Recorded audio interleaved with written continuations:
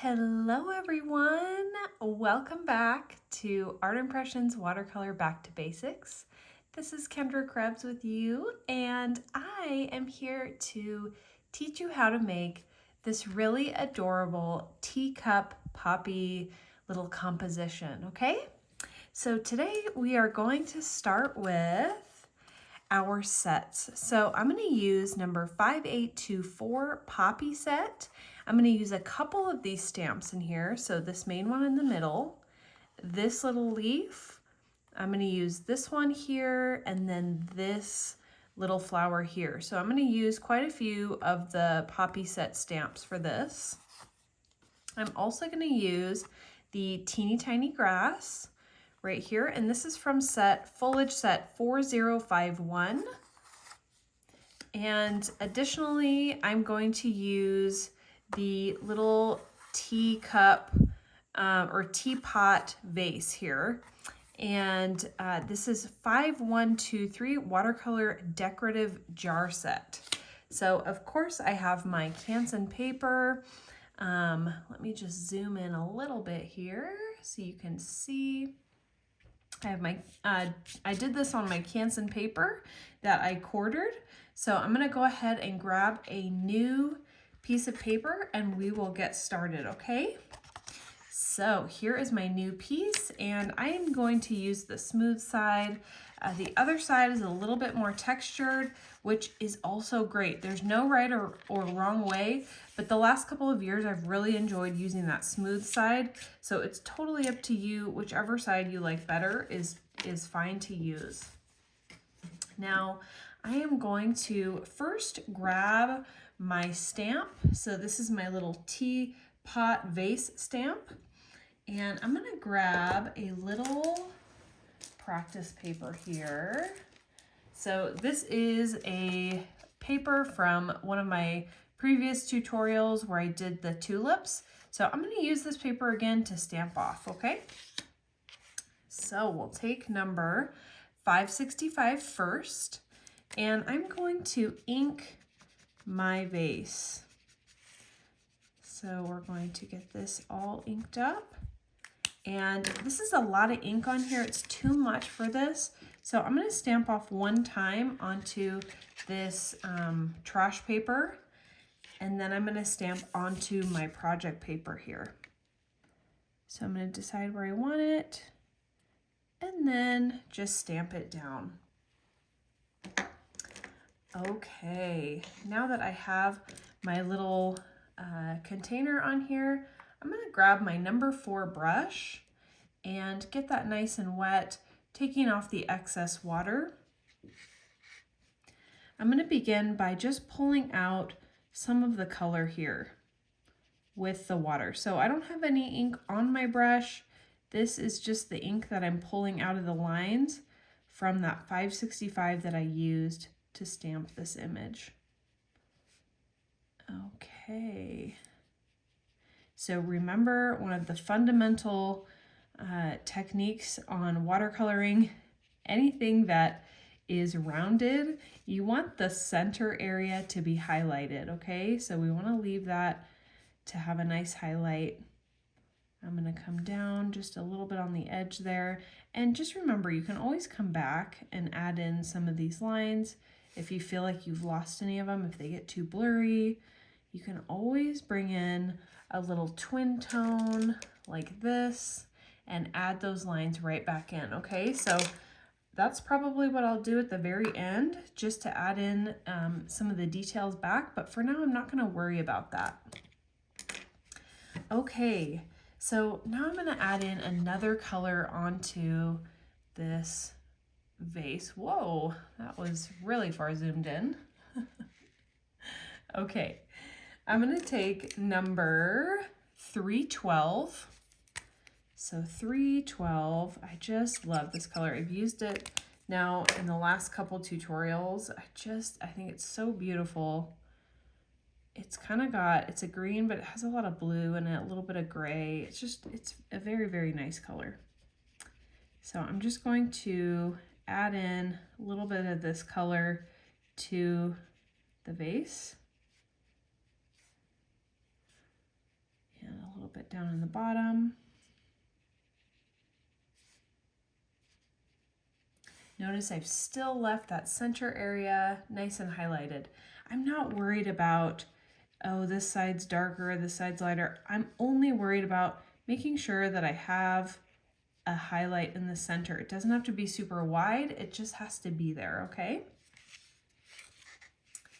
Now, I am going to take my masking paper and just take a little piece here. So I'm using the Post-it label and cover-up tape. You can get this on artimpressions.com. So I'm going to take a little piece just like this, and I can just take that stamp. It already has ink on it, and stamp it down like this, and then I can cut out, whoa, that went flying. I can cut out along the top so that it perfectly fits my image here. And I have one that's already done. So I'm gonna bring it forward. And this is one that I've already cut out along the top edge of the vase here, the little teapot vase. And you can see that masking paper now goes right along the top here. So I'm not gonna get a bunch of stems coming into the vase. It's gonna appear that they're going inside of the vase, okay? So now I'm gonna take my first stamp. So this is the largest of the little poppy stamps. And I'm gonna use number 856. And this is just such a beautiful red. I'm gonna ink the flower portion or the blooms in the red, including the centers, even though those will be darker. As we continue to color, they'll get darker. But for now, it's totally fine just to ink them in red. And then the stems I'm going to do in 177. So get that nice and colored. And then I don't have to worry about stamping over the pot because I have that masking paper on there already. So there is the first of my stamps. And then I can take my next one, and I actually kind of came to the left a little bit more, so I might not, well, we could probably fit him in. So I'm gonna take that same color. You know what, bouquets and arrangements are going to look different in every single arrangement, so don't worry about it being perfect. Even I get stuck in that mindset of, oh, that's not how I wanted it, or whatever. It really doesn't matter how these look. You know, they're floral arrangements, so they can kind of go however. So I'm just gonna stick this guy in, kind of in the front there.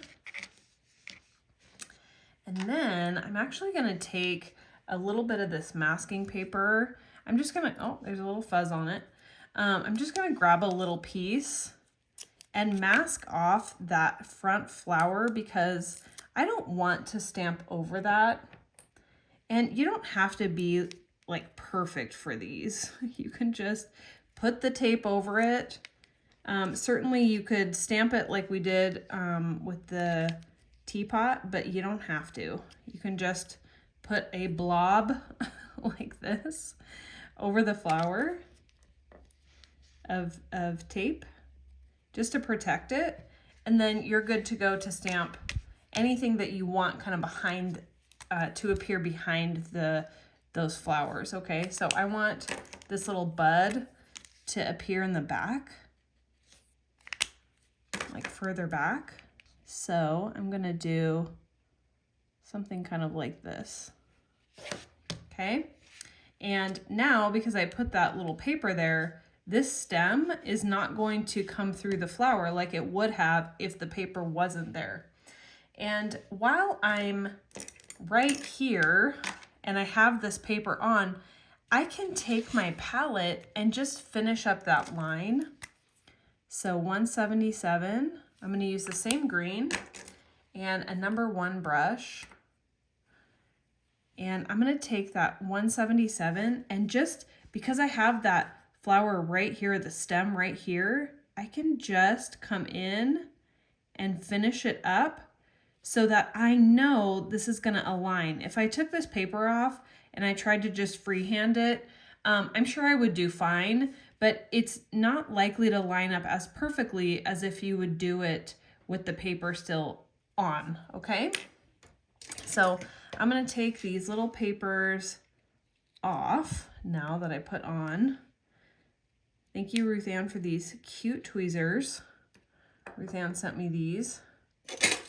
Okay, so now that I put that green in there, I know it has lined up with that little bud in the back, okay?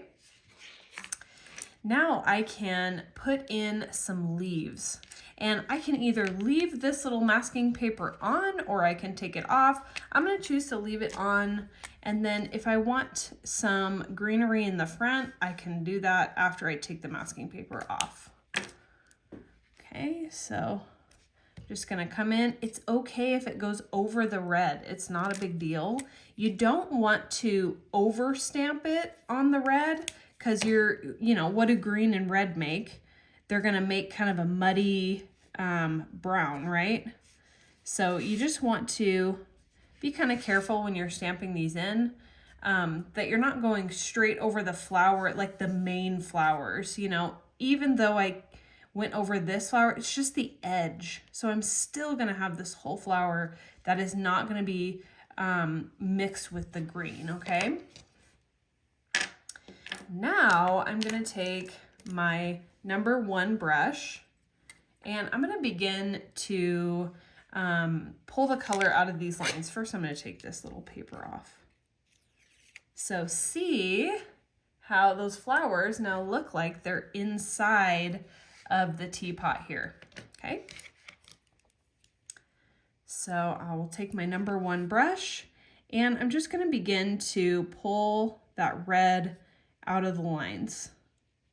And we're gonna begin to build the color onto these poppies. At first it's gonna look a little bit pink, but as we continue to color, it's gonna get darker and darker because we're gonna layer in the color. So once again, notice at the very top of every petal, I'm kind of leaving a little highlight. Okay, in the bottom of the petal, it's going to be darker. And we'll do the same thing here. Okay, so at the very top of each petal, I'm leaving a highlight. And then on the lower side, that's where the darker areas are going to be. The buds are a little bit different. As long as you have a highlight on the bud, you're good. It doesn't really matter where the highlight is on the bud. But a good rule of thumb is just every petal of the blooms, just leave a little highlight on the very top edge of each of them, okay? So we'll let those ones dry and we'll continue pulling color out of the green leaves. Okay, it's okay if a little bit of red mixes in. It's seriously not a big deal. And I think it's more beautiful when the colors mix a little bit.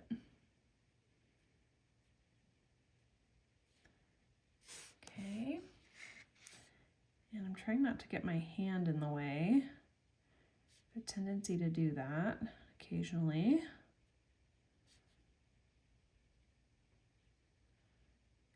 Okay. So I've got my little stems and my greenery. They have their first pass, okay? So now I'm gonna take more of that 856. And so 856, love this color so much. And I'm gonna take this and now go in for another layer on all of the flowers. And I'm gonna keep this color pretty low. I'm not gonna go all the way as far as I did on the last layer so that I get the highlight, a lighter red, and then a darker red as I come into the middle. Same thing here.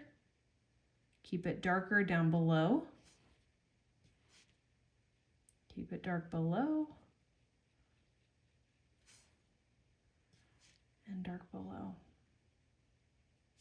Notice my highlights are still intact on the edge of the petals. And again, keep that shadow lower and the highlight up on top. And what it does is just pushes that highlight out and it keeps the integrity of the petals. Plus you're adding a lot of dimension, which is always a good thing, right? The bottom of every petal, just kind of adding that red, but not bringing it up quite as far.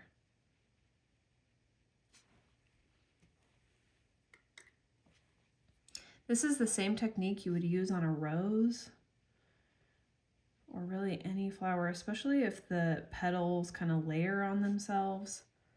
This is a really good technique to add dimension into those petals. And, you know, if you color the whole thing in, you really kind of lose the petals super easily. So when you leave that highlight, it separates the petals out a little bit more.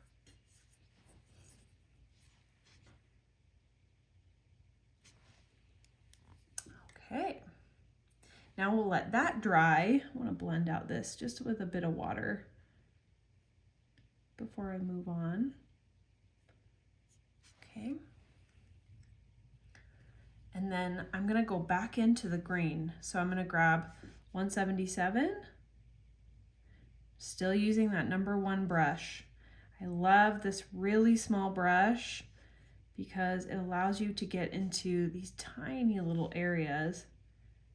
I'm going to put in a shadow at the base and the top of every stem. Do you see how that just darkened up down here? It made that flower really pop forward and up. Just give this a little shadow here.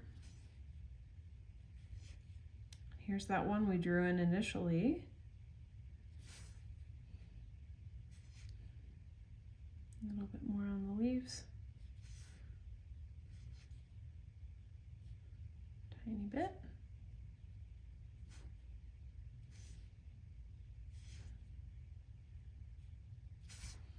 Okay, and you can already see we're getting a lot more dimension in these flowers. All right, now we're gonna add even more dimension. And we're gonna use the red twin tone. I love these twin tones. You guys know I've been using these a little bit more lately just because I think they are so awesome. And I am just gonna really darken up the center of these flowers and the areas that are shadowed in. Do you see how that let me see if I can zoom in a little bit more. But it just really deepens these poppies. So you're darkening up the center of the flower and then in the areas that are meant to be shadowed in. So this is the center. And it doesn't need to be even. Just kind of be scribbly in the center. Here's a kind of a shadowed area. Like that. Here's the center of this one.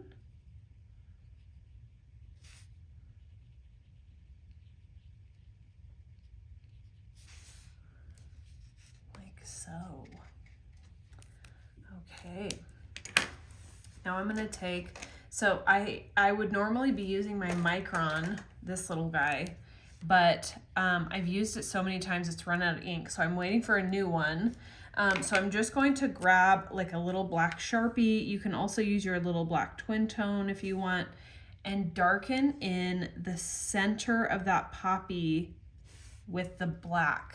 And do you see how beautiful that is when you darken up that center even more? And you can put even a couple little dots in here if you want. So beautiful. And look how rich that red is because we took the time to put in all of these little layers in here, which is so nice. And at the end, if you're like, okay, I want this to blend out a little bit more, you know, you can always come back in and just blend with water alone. You don't need to add more color if you don't want to. Just use water alone and you can blend out some of those edges that you feel like might be a little bit harsh. Okay. Now I'm going to zoom out just a bit. Let's see here. And I'm going to put the little bird onto my vase here. Okay, so I'm going to take my positioner, my trusty positioner, and you can see it has a couple little stamped images on here. We'll just ignore those, okay? I'm going to use this corner up here. So this just nests right into the little L-shaped bar here. Okay, so we want this to nest in there. And I'm going to take my bird, my little vase decor, little decorative bird you can see on here, this little bird right here, okay? And I want to use my positioner to make sure that it's nice and centered. So I'm going to use 565, which is the color I used for the little vase container. And I'm going to stamp this. Okay, so I have this nestled in nice and tight. I'm going to stamp that. Oops, I got it a little bit wonky, but that's okay. I have a basic idea of where it is on here, okay? So now I'm going to take my square and line it up to where I want this stamp to go. So somewhere in this vicinity. I'm not someone who like needs it absolutely perfect. So I'm okay right there. So I'm going to take away the square. I'm going to give my little bird a huff and not worry about re-inking it. And then we're going to stamp it right in the spot that I wanted. How cool is that? If you don't have one of these, it's worth the investment, especially if you're someone who likes to put things exactly where you want them. And if you've messed up doing it a couple times, you know how frustrating that is when you've, stamped this whole composition and then this one thing doesn't go in the way that you hoped. So get a positioner. If you don't have one, it's definitely worth the investment. Okay, so I'm going to take this #1 brush and just kind of lighten up these lines, or not lighten up, but just kind of blur the lines a little bit, pull the color out of the lines to create a bit of a shadow on this bird. Okay, filling in some of these areas just so it's not a plain, line drawing. And then I can take my 565 and put a little bit onto my palette. So I'm going to take just a bit of this and add in some shadows onto my teacup and some little details. So I'm going to do a couple little lines here. And remember, anytime that you're adding lines to something that's curved, you need to curve the line. So if I were to do this line straight, it would just flatten out that curved spout. And we don't want to do that, okay? Maybe we'll put a couple little lines in here. It really is up to you how you want to, decorate your vase. Can put just a little bit of a shadow in here, maybe a bit just on the bottom edge of the spout. Darken that up a little bit if I want to.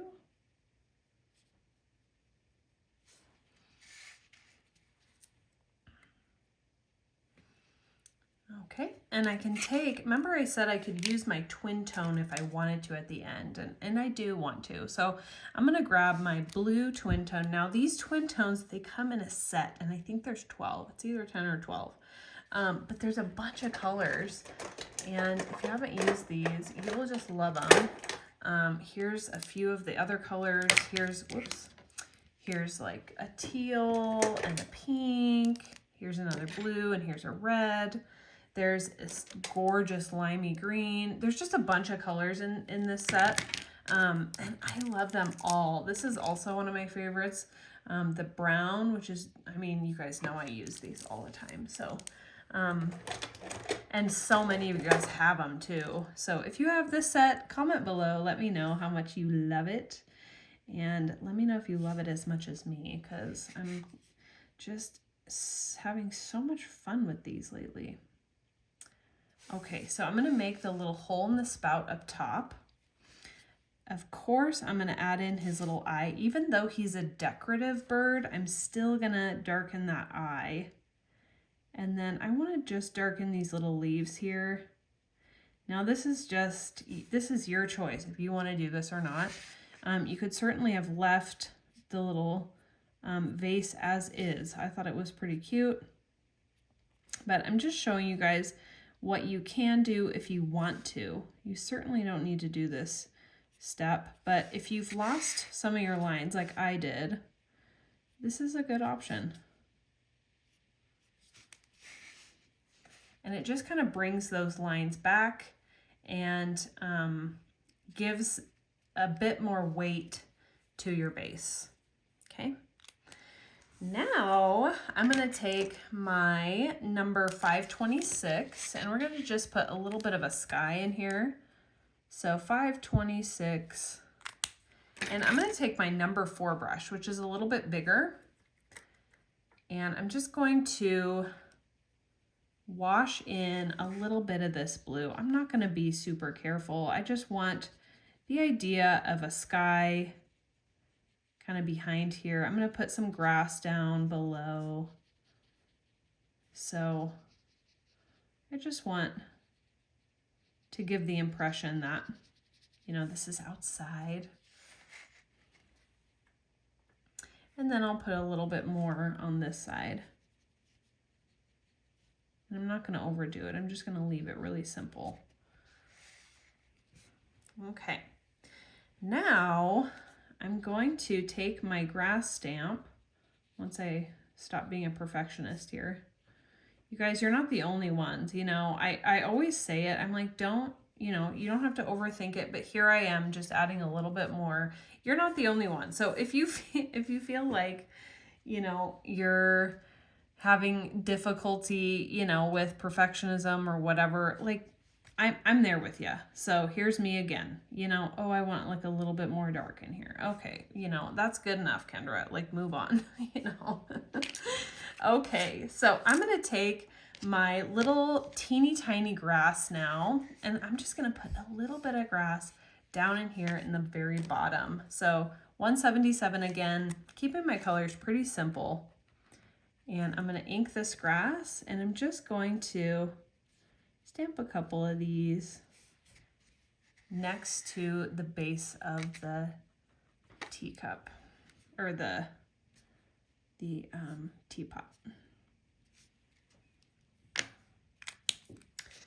And then I will take my little number 1, and when I first made this, I was like doing the grass, and I'm like, oh my word, it's been a while since I've done grass. But it's so fun to kind of flick these little grasses out, these little blades out. You just flick, flick, flick. And I go right over the pot because grass is going to be in front, right? So we're not going to avoid the pot.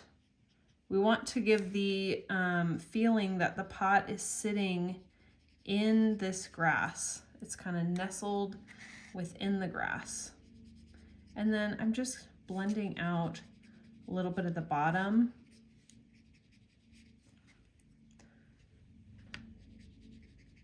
Just because the top is kind of blended out, and now I want to blend out down here so that it keeps your eye focused on the center.